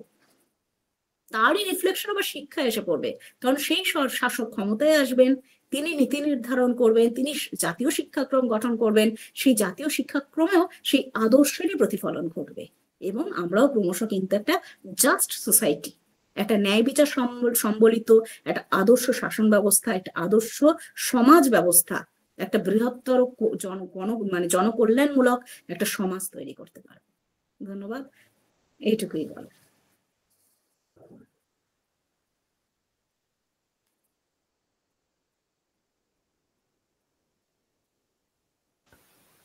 অসংখ্য ধন্যবাদ ম্যাডাম, একটা খুব সুন্দর আলোচনা আপনি উপহার দিলেন। আপনার আলোচনা, যদিও আলোচনা আমি হেডফোন লাগিয়ে রাখতে পারিনি, আমি মোবাইলটার স্পিকার দিয়ে শুনছিলাম এবং আমার মাস্টার ডিগ্রির ক্লাসের কথাগুলো মনে পড়ে যাচ্ছিল। ঠিক এইভাবেই আমার স্যার ম্যাডামেরা এইরকম ভাবে এই পলিটিক্স অ্যান্ড এডুকেশন নামে একটা আমাদের টপিক ছিল, এটা ঠিক এইরকম ভাবেই বিষয়গুলোকে গুছিয়ে গুছিয়ে সহজ সরল ভাবে বোঝাতেন। আমি মেসমেরাইজড হয়ে গিয়েছিলাম, মনে হচ্ছিল যে সেই ক্লাসরুমটাই আমার কাছে চলে এসেছে। যাই হোক, অত্যন্ত সুন্দরভাবে আপনি এডুকেশন অ্যান্ড পলিটি বিষয়টাকে তুলে ধরলেন আমাদের বৈঠকি অনুরাগীদের মধ্যে। যদি কারোর কোনো রকম জিজ্ঞাসা বা প্রশ্ন থাকে, আপনারা প্লিজ সেটা ম্যাডামের কাছে উপস্থাপন করতে পারেন। কোনো মতামত যদি শেয়ার করতে চান সেটাও করতে পারেন, কিছু জিজ্ঞাসা থাকলে তাও করতে পারেন, প্লিজ।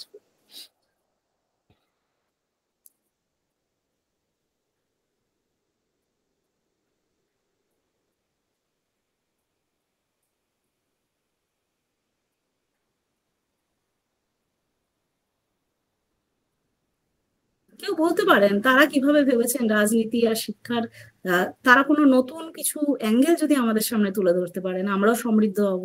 কারণ এটা তো বৈঠকই, এটা মানে তো একজন বলবেন বাকিরা শুনবেন তা নন, আমিও একটু আলোকপ্রাপ্ত হই। একদম তাই, একদম তাই।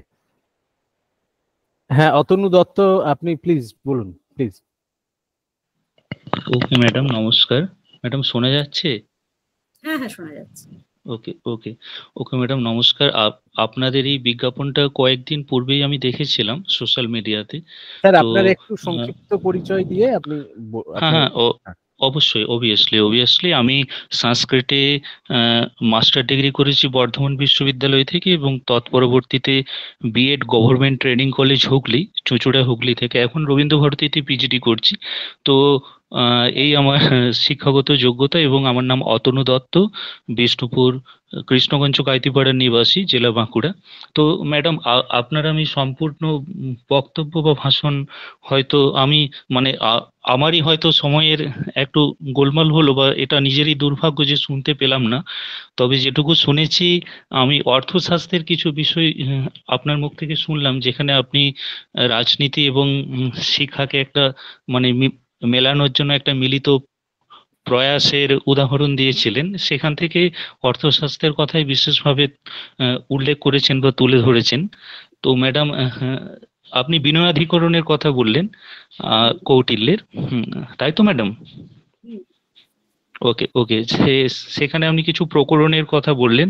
ম্যাডাম, আমি জানতে চাই শুধু কি বিনয়াধিকরণই, বা এই যে আর একটা বিশেষ আপনার অধ্যক্ষ প্রচারেরও কথা শুনলাম, সেটারও প্রকরণ 38 38, এই যে দিকগুলো যেগুলো রাজনীতিবিদদের মধ্যে বললেন, একটা কথা বিশেষভাবে উল্লেখ করেছেন যে শাসকের ক্ষেত্রেও এই সমস্ত জ্ঞানগুলো চাই, যাতে শাসক মানে সঠিকভাবে শাসন ক্ষমতায় আহ, আহ, তার দিকগুলোকে প্রস্ফুটিত করতে পারেন। তো ম্যাডাম, বলতে চাইছি, আমার প্রশ্ন এখানে, এই যে বিনয়াধিকরণের কথা বলেছেন, সেটা তো আহ, মানে বহু পুরানো, ধরুন সেই সময় পুরাণ ইতিহাস বা ধর্মশাস্ত্র বা অভিলেখ শাস্ত্র, এই সমস্ত দিকগুলো যখন আমাদের হয়েছে, সেই সময়েই কৌটিল্যের এসব রচনা বা অর্থশাস্ত্রের প্রকাশ।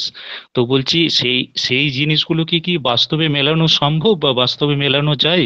আপনার কাছ থেকে এইটুকু আমার জানার আছে আর কি।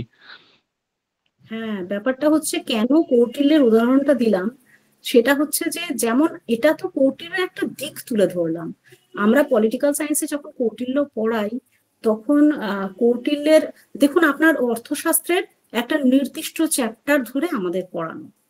তা সেই রাজনীতি বিষয়ক যে চ্যাপ্টারটা আমরা কৌটিল্যের পড়াই, সেখানে আমরা দেখি যে কৌটিল্যের ধরুন বৈদেশিক নীতি, কৌটিল্যের সপ্তাঙ্গ তত্ত্ব, আপনি নিশ্চয়ই ভালোই বুঝতে পারছেন কোন বিষয়গুলো বলছি। প্রতিটা লাইন যখন আমরা পড়াচ্ছি, আমাদের ভীষণভাবে মনে হচ্ছে আধুনিক রাজনীতির সাথে কি ওতপ্রোতভাবে জড়িত।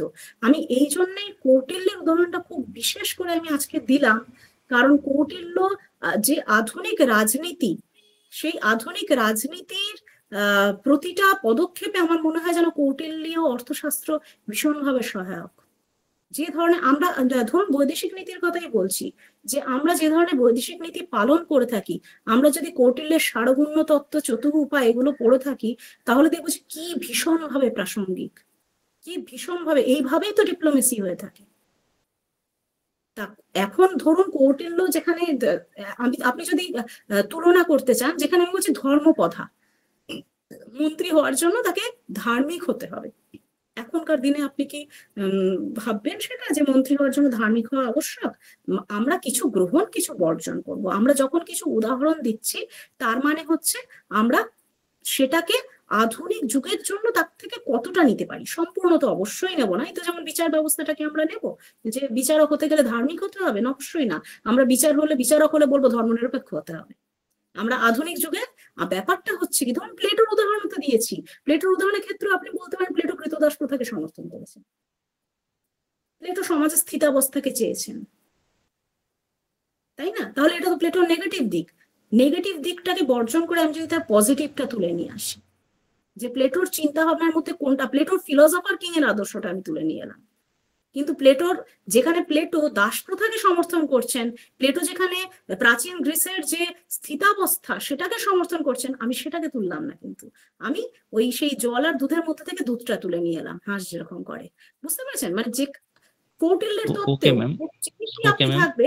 হ্যাঁ, ম্যাম, একটু সেটা বিরত আমি করব আপনাকে, হুম, যদি অনুমতি দেন। আমি একটু বিরত করছি একটা হ্যাঁ, বিষয়কে তুলে ধরার জন্য। এই যে অর্থশাস্ত্রের আপনি অবশ্যই বিনয়াধিকরণ, অধ্যক্ষ প্রচার বা ধর্মের যে কথা বললেন, সেটা ধর্মস্থীয় অধ্যায়, অধ্যায় নম্বর 20, অধ্যায় সার মানে ওই 20টির মতো অধ্যায় রয়েছে, যাই হোক।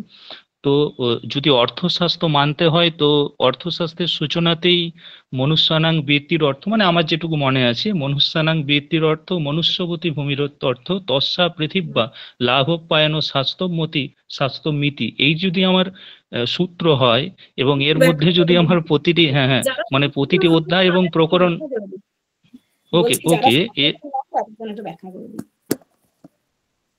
ওকে ম্যাডাম, ওকে ডেফিনেটলি অবভিয়াসলি আমরা ব্যাখ্যা করে দেব। হুম। তো আমি ম্যাডাম বলছি, এই যদি আমার অর্থশাস্ত্রের বিষয় হয় এবং অর্থশাস্ত্রকে মেনে, বা আপনি ধরুন আরেকটা বৃহৎ টপিক, এটা আপনার এই শিক্ষা এবং এই যে মানে রাজনীতির ক্ষেত্রেও বিশেষভাবে প্রণিধানযোগ্য, এটাও আপনি হয়তো উল্লেখ করতে পারতেন, যেটা মনুসংহিতা আচার্য মনুর, এটা ওই অর্থশাস্ত্রের মতোই সমান প্রতিপাদ্য বলে আমার অনেকটাই প্রতিপাদ্য বলে আমার দৃষ্টিতে মনে হয় আর কি। আমি আলাদা করে ওই জন্য আর উদাহরণটা তুলিনি, কারণ অনেকটাই একই ধরন বলে আমি তুলিনি। হুম। তো ম্যাডাম এটার ব্যাখ্যা বলতে আমি বলতে চাইছি, আপনি যে বিশেষ দুটো দিকের কথা বললেন অধিকরণগুলোর মধ্যে, বিনয়াধিকরণ যেটার আমি পূর্ববত উল্লেখ করলাম প্রকরণ সংখ্যা 18, এবং আপনি যেটা অধ্যক্ষোপচারের কথা বলেছিলেন যেটার প্রকরণ সংখ্যা 38, এই দুটোর উল্লেখ করেছেন। কিন্তু এটার ব্যাখ্যাটা আমি যদি মানে এই যদি অর্থশাস্ত্র মানতে চাই তাহলে প্রতিটি অধিকরণকেই মানতে হবে, এবং প্রতিটি অধিকরণকে মানলে বলা হচ্ছে রাজা উনার রাজ্যে অর্থাৎ মানে সমস্ত প্রজাদের মধ্যে ন্যায় নীতির একটি সুষ্ঠু পরিবেশকে রচনা করতে পারবেন, এবং সেখানে এই সমস্ত ওই উৎকট ঝামেলাগুলো বা যেগুলো আমরা পরবর্তীতে কণ্টক রূপে বা কাঁটা রূপে আশা করি সেগুলো আমরা পাবো না। সেই জন্যই এই অধিকরণগুলো সেই সময়কালীন উনার হস্তে রচনা, যে বিনয়াধিকরণ, অধ্যক্ষোপচার, ধর্মস্থিয়, কণ্টক শোধন, যোগবৃত্তি, এগুলো এটারই ব্যাখ্যা ওটা। কিন্তু ম্যাডাম বলছি যদি তাই হয় তবে আমি দুটোকে মানলাম বাকিগুলা মানলাম না, সেক্ষেত্রে তো সঠিক হবে না, না? না, তাহলে তো আমাদের কোনো উদাহরণই কোনো কিছুতে দেওয়া যাবে না। আমি গান্ধীর প্রসঙ্গ বলেছি, গান্ধীর উল্লেখ করেছি আমি, আপনি নিশ্চয়ই দেখেছেন, তিনটি মূল উদাহরণ দিয়ে। আমি যেহেতু একটা নৈতিক শিক্ষা চাইছি সেহেতু আমি তিনটে উদাহরণ দিয়েছি। আমি প্লেটো দিয়েছি, যে শিক্ষিত এবং নৈতিক শিক্ষা বলতে আমি প্লেটো তুলেছি, আমি কৌটিল্য তুলে ধরেছি উদাহরণে, আমি গান্ধী শিক্ষা। তা গান্ধীরও কি সবকিছু পৃথিবীতে আমি যদি এইখানেও আমাদের একটা জিনিস দরকার আছে, বুঝেছেন, সেটা হচ্ছে শিক্ষা। সেই শিক্ষা হচ্ছে যে একটা যুক্তি নির্ভর শিক্ষা। যুক্তি নির্ভর শিক্ষা বলে কোনো কিছুই সাদা হয় না, কোনো কিছুই কালো হয় না। আমি যদি এখন শুধুমাত্র এই পজিটিভ কিছু উদাহরণ দিচ্ছি, টোটালটা পজিটিভ, তাহলে উদাহরণটা দেওয়া যাবে না, কারণ গান্ধীরও কিন্তু কিছু নেগেটিভ কিছু আছে। আমি গান্ধীর নৈতিক শিক্ষা নিয়ে উদাহরণ দিচ্ছি, আমি গান্ধীর নেতিবাচক দিকেও তাহলে উদাহরণ দেওয়াটা আমার দরকার ছিল। সেই পরিসর নেই, নিশ্চয়ই দেওয়া উচিত। আমি অবশ্যই বলবো, আমি আপনাকে সাপোর্ট করছি যে পজিটিভ আমি যখন কারো পজিটিভ কিছু তুলছি, নেগেটিভ কিছু আমি তুলে ধরবো, কিন্তু সেই সময় সেই পরিসর তাহলে দ্বিতীয় বৈঠকের প্রয়োজনীয়তা হয়ে পড়ে, যেখানে তখন আমি কৌটিল্যের নেগেটিভ, প্লেটোর নেগেটিভিটি কি আছে, গান্ধিয়ান যে ফিলসফি সেটার কি নেতিবাচকতা, সেগুলোকেও তুলে ধরা যাবে। আমি আজকে মোটামুটি আলোচনা ইতিবাচক অর্থে তাদের চিন্তা ভাবনার মধ্যে দিয়ে যা যা ইতিবাচকতা, আসলে তাত্ত্বিকরা, আমার মূলত আলোচনার বিষয় ছিল যারা পলিটিক্যাল থিঙ্কার, তারা কিভাবে শিক্ষাটাকে মানে একজন সুশাসক হওয়ার জন্য কি কি শিক্ষা দরকার তারা উল্লেখ করেছেন। আমার মূল ফোকাসটাই ছিল, আমি যে দুজনের নাম করেছি মেনলি প্লেটো আর কৌটিল্য, তারা খুব সুনির্দিষ্টভাবে শাসকের কি কি শিক্ষা দরকার বলেছেন, আমি সেই উদাহরণ দিয়েছি। এবার আমি যদি প্লেটোর সমস্ত তত্ত্বের বিচার করি, সে বিচার আলাদা, সেটার জন্য আলাদা একটা বৈঠকের দরকার হবে। অবশ্যই আপনারা ডাকলে আমি আবার আসবো, তখন আলোচনার বিষয়টা একটু বদলে যাক। আজকে আমি না হয় শিক্ষায় যে রাজনৈতিক চিন্তাবিদেরা তাদের রাজনৈতিক চিন্তায় আদর্শ শাসক হওয়ার জন্য কি গুণাবলী আছে সেই সম্পর্কে বলেছেন, তার পরবর্তী চিন্তাটা না হয় হোক প্লেটোর শিক্ষা, একদিন হোক কৌটিল্য নিয়ে আলোচনা, একদিন হোক প্লেটো নিয়ে, একদিন গান্ধিয়ান ফিলসফি নিয়ে হোক। আপনারা যদি আমাকে ডাকেন আমি নিশ্চয়ই আসবো। অবশ্যই madam. Okay madam, okay madam, সমৃদ্ধ হলাম।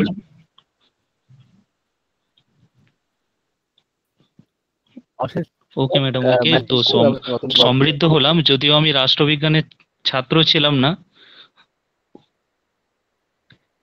সমৃদ্ধ হলাম ম্যাডাম, অবশ্যই পরবর্তীগুলোতে যদি সুযোগ পাই এবং আপনাদের তরফ থেকে আমন্ত্রণ পাই যুক্ত হওয়ার চেষ্টা করব।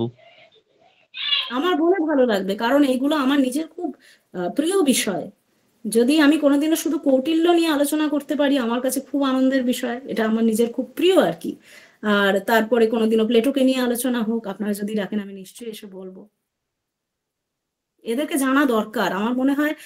ভারতবর্ষের রাষ্ট্রচিন্তা আমাদের একটা পশ্চিমা তাত্ত্বিকরা আমাদের মাথার মধ্যে একটা প্রথিত করে দিচ্ছেন, একটা চিন্তা দিয়েছেন যে ভারতবর্ষে কোনো স্বাধীন স্বতন্ত্র রাষ্ট্রচিন্তা ছিল না কোনোদিনও। তা আপনারা যদি সুযোগ দেন আমি ভারতবর্ষের রাষ্ট্রচিন্তা নিয়ে আমি কোনো বৈঠকিতে আসতেই পারি, যেখানে আমি আপনাদের ভারতবর্ষের যে অভিনব মৌলিক চিন্তা রাষ্ট্রচিন্তার সেইটা নিয়ে আলোচনা করতে গেলে আমাকে কৌটিল্যের নাম করতেই হবে।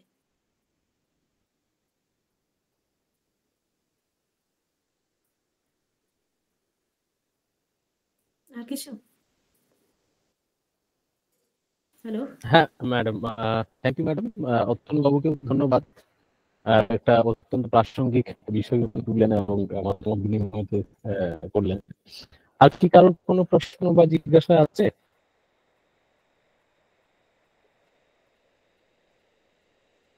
অতনু বাবুর একটা রেখে যাওয়া প্রশ্নের উত্তরে আমি জানাতে চাই ওনাকে, আমাদের সঙ্গে যুক্ত মানে আগামী দিনে বৈঠক তো নিরন্তর ভাবে চলার জন্য উৎসাহ কি মানে তো সেই কারণেই আমাদের সঙ্গে যারা যুক্ত হতে চান ইতিমধ্যে অনেকেই বিভিন্ন এপিসোডে নতুন নতুন অংশগ্রহণকারী উপস্থিত হয়ে থাকেন। আমাদের সঙ্গে যুক্ত হতে চাইলে দেখবেন আপনি যে পোস্টার দেখে আমাদের সঙ্গে যুক্ত হয়েছেন একটা ফোন নাম্বার দেওয়া আছে, সেই ফোন নাম্বারে হোয়াটসঅ্যাপ মেসেজ করলেই আমরা আপনি বলবেন যে আমি বৈঠকিতে যুক্ত হতে চাই, আমরা আপনাকে যুক্ত করে নেব। আমি তবুও নাম্বারটা একবার চ্যাট বক্সে দিচ্ছি, বলেও দিচ্ছি 9800050896।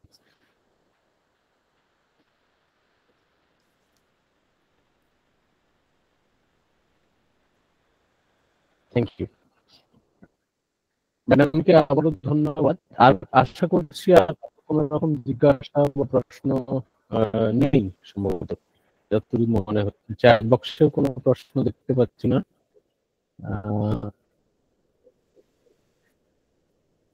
তাহলে আমরা ধরেই নিলাম যে আমরা শেষ করব, কারণ ম্যাডামকে আমি আগেই একটু অনুরোধ করেছিলাম যে আজকের বইটা 1 থেকে 1.5 ঘন্টার মধ্যে শেষ করলে ভালো হবে। আমাকে ফিরতে হবে আবার, আমি মানে আমার জন্য গোটা কলেজ এখনো মানে দাঁড়িয়ে আছে। কলেজের সমস্ত স্টাফ একবার করে স্টাফ রুমে এসে তাকিয়ে যাচ্ছে যে আমার শেষ হলো কিনা। যাই হোক, ম্যাডামের প্রতি আমার দুটো অনুরোধ থাকবে বৈঠকিতে আমি মিলে উদ্যোগের পক্ষ থেকে। প্রথমত বৈঠকিতে আমি মিলের রিসোর্স পার্সনদেরকে নিয়ে একটি বৈঠকি রিসোর্স পার্সন ফ্যামিলি নামে একটি হোয়াটসঅ্যাপ গ্রুপ রয়েছে। এখানে ইতিপূর্বে যে সমস্ত বক্তারা আমাদের সঙ্গে আমাদেরকে সমৃদ্ধ করেছেন তারা প্রত্যেকে আছেন। তো মানে সেই গ্রুপে আপনার অনুমতি ক্রমে আমরা আপনাকে সেখানে যুক্ত করতে চাই। এবং দ্বিতীয় অনুরোধ হচ্ছে আগামী দিনে আমাদের এই বৈঠকি মিলের উদ্যোগের যে বক্তব্যগুলো, এই বক্তব্যগুলোকে নিয়ে আগামী দিনে একটা বুক ভলিউমের চেষ্টা চলছে, মানে এরকম একটা উদ্যোগ নেওয়া হয়েছে, কিন্তু সেটা এখনো তার মানে প্রসিডিউর কিছু শুরু হয়নি। আমরা একটু একটু করে এগোচ্ছি। আগামী দিনে অবশ্যই ইন্টিমেশন দেওয়া হবে অফিসিয়ালি, এবং সেই অফিসিয়ালি ইন্টিমেশন পেলে তার একটা হয়তো টাইম লিমিট থাকবে। সেই টাইম লিমিটের মধ্যে আপনারা আপনাদের বক্তব্যের বিষয়গুলো আমাদেরকে নির্ধারিত সময়ে বা নির্ধারিত প্লেসে পাঠাবেন, এই অনুরোধ রইল। অবশ্যই ইন্টিমেশন পাবেই। এটা একটু জাস্ট মানে ইন্টিমেশন মানে আগাম বলে দেওয়া, কিন্তু এটা free information. Thank you so much. আমরা অত্যন্ত মানে বিশেষ করে আমি আমার ব্যক্তিগতভাবে আমি আপনাকে জানাতে চাই যে আমি অত্যন্ত মেসমেরাইজড হয়ে গেছিলাম যে আমার মনে হচ্ছিল যে আমি সেই এম এর ক্লাসটাই বসে আছি, এবং যে রকম সহজ সরল ভাবে বিষয়টা বোঝালেন, মানে পলিটিক্স এডুকেশন অনেকে মানে অনেক সময় কেমন ব্যাপারটা হয় যে পলিটিক্সের সাথে আবার এডুকেশনের এটাকে মেলানো যায় নাকি, মানে এটার কোনো মিল আছে নাকি? পলিটিক্স একটা আলাদা বিষয়, এডুকেশন একটা আলাদা। কিন্তু আমাদের বৈঠকের প্রথম উদ্দেশ্য ছিল যে ছেলে মেয়েদেরকে প্রশ্ন করতে শেখানো, মানে ছেলে মেয়েরা প্রশ্ন করুক। তার আগের উদ্দেশ্য ছিল লকডাউনের সময় যেহেতু ছেলে মেয়েরা খুব ডিপ্রেশনে ভুগছিল, এংজাইটি ফিল করছিল, তাদেরকে একটা মূল স্রোতের মধ্যে ধরে রাখা, যে মানে এটার কারণে বৈঠকের জন্ম হয়েছিল।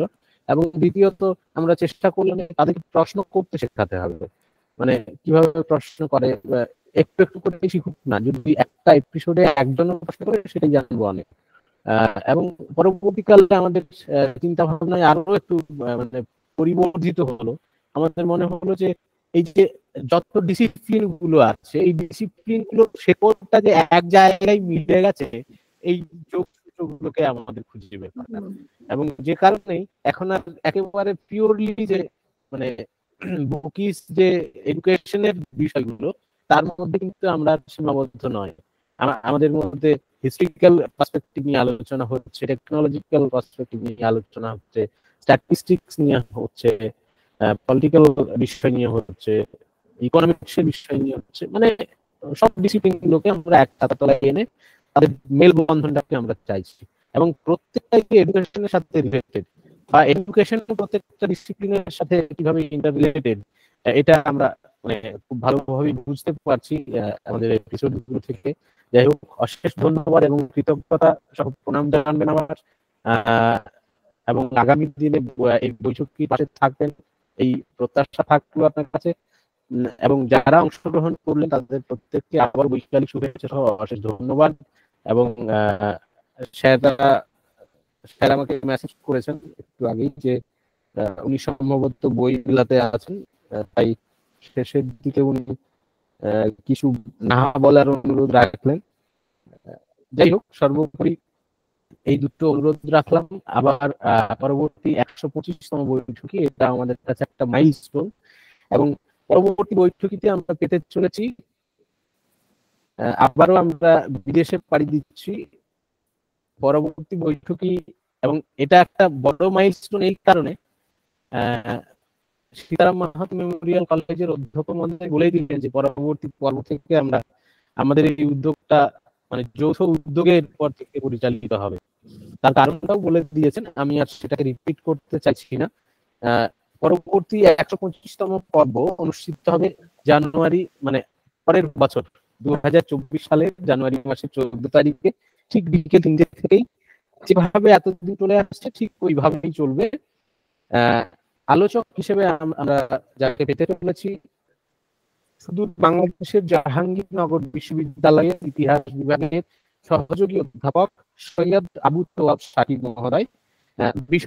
যে বিষয় নিয়ে আলোচনা করবেন বাংলায় সুফিবাদ ও ইসলামিক শিক্ষা, অতীত থেকে বর্তমান সুদূর প্রসারী একটা ইতিহাস তিনি বলবেন।